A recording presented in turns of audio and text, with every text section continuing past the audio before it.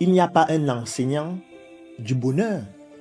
Est-ce qu'il y a un enseignant du bonheur à l'école? Ça veut dire sa matière, c'est comment être heureux. Voilà la question à laquelle répond sa matière. On ne nous apprend pas à être heureux à l'école. Toi qui as fréquenté depuis 20 ans là, ton enseignant du bonheur, il s'appelle comment? C'était en quelle classe? Il avait combien d'heures de formation par semaine pour qu'aujourd'hui tu puisses être heureux? Tu vois qu'il n'y a pas d'enseignant du bonheur. Il n'y a pas d'enseignant du plaisir à l'école. Comment est-ce que tu peux vivre une vie pendant 30 ans, 40 ans, 50 ans sans éprouver du plaisir, sans qu'on essaye de savoir si tu es heureux et tu ressens du plaisir? Quand je parle de plaisir, c'est dans plusieurs dimensions. Quel était ton enseignant sur la richesse?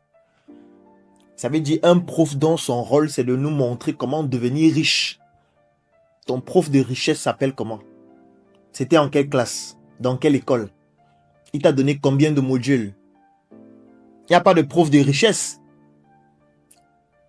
Il n'y a pas de prof qui nous enseigne les éléments fondamentaux de la vie qui pourraient nous permettre soit de nous enrichir sur le plan financier. C'est vrai qu'il nous enrichit sur le plan des connaissances, sur le plan de l'expérience, même si parfois ce sont des modules que nous n'avons pas choisis. Mais ça ne suffit pas. Nous avons besoin d'être heureux. Il faut un enseignant du bonheur, il faut un enseignant du plaisir, il faut un enseignant de la richesse, il faut un enseignant du bien-être, il faut un enseignant qui nous parle des dimensions de notre corps, il faut même un enseignant de la spiritualité. Comment est-ce qu'on peut aller à l'école faire 20 ans, on ne nous parle pas de spiritualité? On ne nous parle pas de ces dimensions immatérielles qui influencent nos vies, notre destin.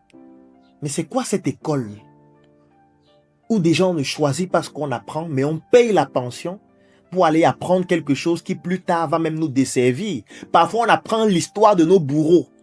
Même notre propre histoire, on n'apprend pas. Notre géographie, on n'apprend pas. Notre sociologie, on n'apprend pas. Notre culture, on n'apprend pas. Notre tradition, on n'apprend pas. Notre spiritualité, on n'apprend pas. L'histoire de ceux qui ont réussi dans notre environnement, dans plusieurs dimensions, on n'apprend pas. Est-ce qu'on apprend l'histoire des réussites africaines à l'école? On n'apprend presque pas. C'est pour ça qu'on sort de l'école après 20 ans et on est totalement ignorant de l'Afrique. Parce que ceux qui ont choisi ces programmes n'ont pas choisi des programmes qui nous permettent même d'aimer être africains. On sort de l'école et on n'aime pas être africain. On sort de l'école, on veut directement aller en Occident. Mais c'est normal puisqu'on a appris que l'histoire de ceux qui nous ont colonisés. Si tu vas à l'école et pendant 20 ans, on te parle de l'Allemagne comme étant un pays extraordinaire, de la France comme étant un pays incroyable, des États-Unis comme étant la plus grande puissance mondiale, de la Chine, du Japon, pourquoi est-ce que quand tu finis l'école, tu vas vouloir rester en Afrique? Faire quoi? Pourtant, les seuls programmes qui parlent de l'Afrique, c'est l'esclavage, la colonisation. On te parle des Africains qui vivaient de la chasse, de la cueillette et du ramassage. Ça veut dire qu'il y a des Africains qui étaient tellement idiots au point où ils n'arrivaient même pas à grimper sur l'arbre. Ils attendaient seulement que les mangues tombent. Ils les ramassent, ils sucent. Voilà l'histoire de l'Afrique qu'on nous raconte à l'école. Et on a payé pour bénéficier de cette histoire dont on nous bourre le cerveau pendant 20 ans, 25 ans, 30 ans. On ne nous parle pas des richesses de l'Afrique à l'école. On ne nous parle pas des prouesses de l'Afrique à l'école. On ne nous parle pas des héros africains à l'école. On ne nous parle pas de tout ce qui fait la grandeur de l'Afrique. Mais pourquoi est-ce que vous ne voudrez pas que ceux qui finissent cette école-là aient envie d'aller en Occident? Même par la mer, même au prix de leur vie.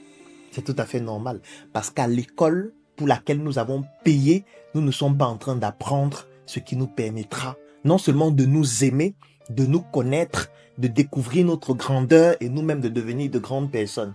Et c'est pour résoudre ce type de problème que je voudrais que toi,